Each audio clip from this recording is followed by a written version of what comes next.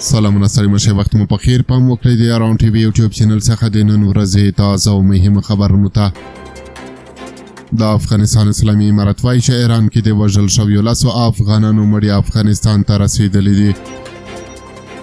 په فراه ولایت کې د اسلامي امارت چارواکو رسنیو ته منلې ده چې د 11 وژل شویو افغانانو له ډلې د 10 مړي نن چهارشنبه د سپټمبر 3 د لیندۍ 12 ترلاسه کړي دي.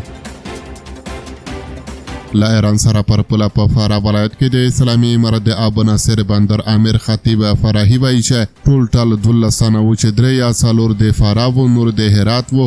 دوی د ابو ناصر بندر له لارې ایران ته په قاچاقي ډبل اوښتي وو. هغوی بېرحمه ګیرې کړي وو او په ظالمانه ډبل یې په شهادت رسولي وو.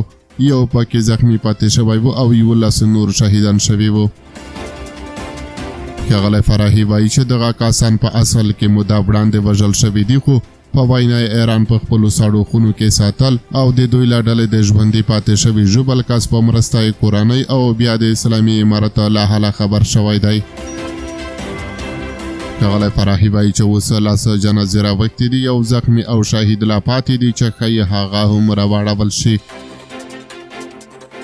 د افغانستان اسلامي امارت یوې بلې سرچینې بیا ویلي دي چې ټول 12 تنو مړي افغانستان ته راوړل شوي دي او خپلو کورنیو ته هم سپارل شوي دي او ښایي دا شمېر تر دې هم لوړ شي.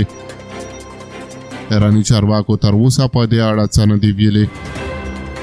د یادولو وړ ده چې د افغانستان اسلامي امارت د کورنیو چارو وزارت وایاند عبدالمتین کاني رسنیو ته په مرکه کې ویلي وو چې د ایران په لاساتو ځواکونو د ایران په خاوره کې 11 افغانان په ډزو وژلي دي.